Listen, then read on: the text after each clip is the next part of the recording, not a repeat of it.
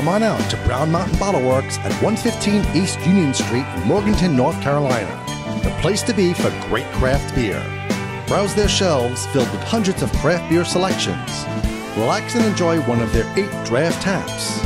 Show your love for the store with their logoed t-shirts, hats, and glassware. Want to see what they have in stock 24 hours a day?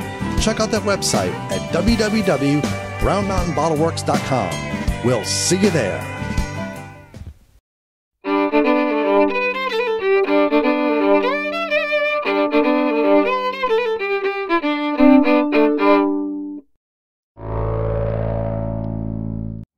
Hi, I'm Glenn. Dave's behind the camera. We're the NC Beer guys. Welcome to another episode of the NC Beer Buzz. We've come up to the warehouse district of Durham. We're here talking to Matt Panisi, who's one of the founders and the manager here at Durty Brewing Company. We wanted to be over here for a while and hadn't got a chance. We're really glad that Matt invited us over. And if you hadn't had a chance to check out Durty Bull, make sure you get over here on Broadway Street in the warehouse district of Durham and check out all the fine craft beer that's late. I've already had one that was great at 8.2, so we're nice and limber for this interview. Thanks for having us, Matt. We appreciate you inviting us over. Yeah, thanks for coming. So how did Durty Bull come to be? Was it a brainchild of yours or some others, or how did it come to be? Yeah, it was a brainchild of mine when I was in manufacturing at Merck. Okay. And I got transferred to night shift, and it was a lot slower, so I started cranking away on a business plan. And you were a home brewer? I was home brewing for like 5 years at that time, and just got the bug. Now, I don't know, Merck, is that local? You were local then? Yeah, it's North Durham. Okay. So you kind of always knew you wanted to be in Durham? We came down here because my wife got into grad school at UNC. And we moved down here and But I mean, when you were going to do the brewery, you were going to stay in Durham when you decided Durham's to do the place to be for Right, so the plan brewery. was we're going to do a brewery in Durham. Oh, yeah. Now, there's a couple of breweries already in Durham, so how did you carve out something that's new and different for you guys? So Durham is the most like Portland, I would say, of any brewery town in the area. And Portland does very well with barrel-aged beers, sour beers, and really off-the-wall beers, which is what we're focusing on. I started to say nobody really of the other breweries was really focusing on that at the time. Right. And of course, since you guys came to be, one has dropped away. So they're all a little more mainstream than that. Sure. So talk to our people again about your mission and focus. When we heard first about Durty Bull, we heard about a lot of barrel-aged fooders, sours, and it kind of is that. But it's more than that too, isn't it? It is. So we're doing both clean and funky beers. We do have fooders, and we have a barrel program with approximately 38 barrels right now. And we've only been open since August of 2016, so we're just getting started. We're not even a year in, so right. So we're really, we just started our first like true sour beer, mixed fermentation sour, which will probably take a year until it's ready. Right.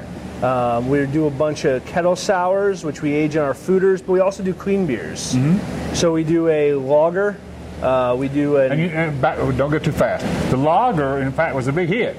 Right, and you were not sure it was going to be. It was supposed to be taproom only. One of our partners, Ryan Trask, told us the day he had it, he's like, this is going to be a mainstream beer. We have to... The market's going to drive us to keep this one on tap. And we did. We weren't even going to offer it outside of the tap room at first. Right. And your clean IPA is also a story there. It's kind of maybe not a one-off, but it wasn't going to be in the lineup like it's going to be. Right. It was supposed to be just one and done. Imperial Rice IPA. We used heady topper yeast and massively dry hopped it. That beer sold out before we were ready, so we've actually been out of it for almost 2 months now. And so the market is going to drive you in some sense. In some sense, yeah. But still, you've got, like, getting away from the story, you had a plan, you had a mission. Right, so we're doing a lot of kettle sours. We're doing we're doing a 30 we invested with 30 barrels that we're going to fill and age for a year plus. We plan on adding 30 more barrels, hopefully every year. Okay. And really, we plan on adding no more. Right now, we have 6 stainless fermenters and 2 fooders. We don't plan on adding any more stainless. Okay. We want to only add fooders. And what's the production capacity feeding that storage? What's the production capacity? So, I mean, we have 30 barrel fooders and 30 barrel fermenters. We could be at almost 4,500 barrels before we would have to technically expand. But I mean, we would expand before that, obviously. What do you hope to do this year, first year in? I mean, what did the business plan call for? What did you hope? Well, the business plan called for about 1,000 barrels. We're going to come in short of that. Okay. And why is that? Why do you think that is? It's a tough market. Okay, that's absolutely true.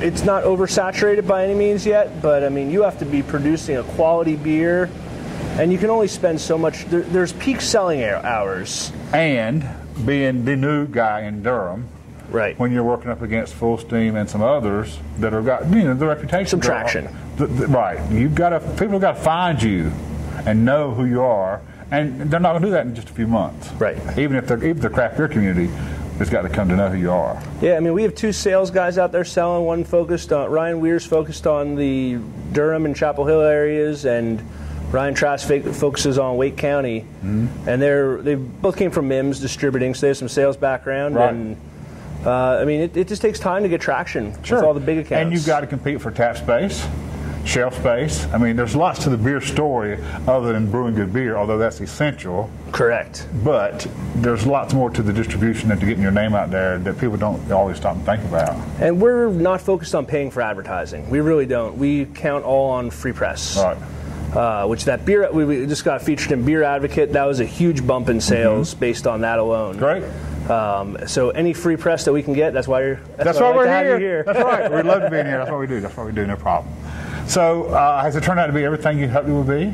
It's fun. Coming to work every day is fun. I never dread it. No matter how long of a day it's going to be. Right, because it's beer. It's beer. It's passion. It's fun. Right. There's way less assholes than any other industry. I don't know if I can say that on here. Say if you want to say it. Right. But yeah, I mean, 9 out of 10 people you work with are awesome. That's great. That's good. So we talked briefly about accounts and people being out selling. Where can people find Durty Bull other than here in the tap room? Oh, so I mean, you're like, what kind of marketplace? Sure, so we're in Durham, Wake County. We're in Wilmington. We've just started breaching into Charlotte. We're in Greensboro. Okay, so you're pretty broad already. Yeah. With a distributor? We're self-distributing. Self-distributing is what I thought. Okay. 2 sales guys. That's a wide reach for self-distribution only a year in. Oh yeah. So you got them hustling. We're hustling. That's good. That's the way to go. Good. So somewhere along the way, you brought in some partners that some of our viewers might know.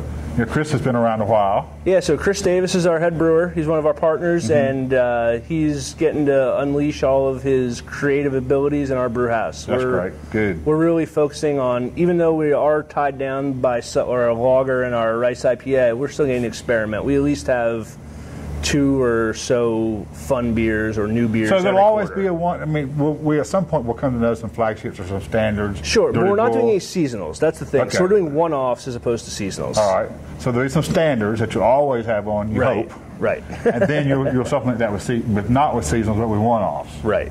So which that tells our audience that you'll never know for sure what you're going to find when you come into the tap room. Oh yeah. Particularly the tap room. You may always know what you'll find on draft at your local accounts, because they tend to go toward the standards. Right. But when you find your way to Broadway Street here and the tap room, which is beautiful, you can always look for something that's new and different in addition to what you might already know as a great Durty Bull beer. Yeah, all of us started from home brewing. So we still have my home brewing equipment and Chris's home brewing equipment. Right. So we still try to crank out unique 5-gallon, 1-keg batches and present them probably once every month or so at Durty Bull and tap room only. So if people want to come into a tap room, when can they come? When's it open? So we are about to start opening in February. 7 days a week.